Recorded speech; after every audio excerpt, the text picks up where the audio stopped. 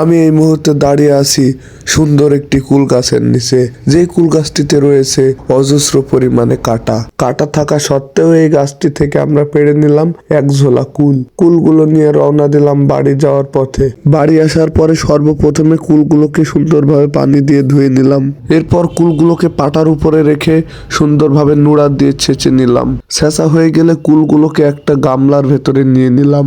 এবার একটু ঝাল, লবণ আর সরিষার তেল নিয়ে নিলাম। প্রথমে অল্প একটু ঝাল ছেঁচা কুলগুলোর ভিতরে দিয়ে দিলাম। এবার অল্প একটু লবণ দিয়ে দিলাম। তারপর একটু সরিষার তেল দিয়ে দিলাম। এরপর কুলগুলোকে সুন্দরভাবে হাত দিয়ে মাখিয়ে নিলাম। মাখানো শেষে দেখুন কুলগুলোকে দেখতে কতটা সুন্দর লাগছে। এবার আমরা এই কুলগুলোকে খেয়ে দেখব। বিশ্বাস করেন ভাই, এই কুলগুলো খেতে এখন এতটাই অসাধারণ লাগছে যে আমি আপনাদেরকে বলে বোঝাতে পারবো না। আপনারা একবার খেলেই বুঝতে পারবেন এটা খেতে কতটা টেস্টি এবং সুস্বাদু। তো বন্ধুরা, আমাদের আজকের ভিডিও এই পর্যন্তই। ভিডিওটি ভালো লাগলে অবশ্যই লাইক, কমেন্ট, শেয়ার করবেন। আর ভিডিওটি যদি আমাদের পেজ থেকে দেখে থাকেন তাহলে অবশ্যই পেজটিকে ফলো করে দেবেন। আর ইউটিউব থেকে দেখে থাকলে আমাদের চ্যানেলটিকে সাবস্ক্রাইব করে দেবেন। ধন্যবাদ সবাইকে।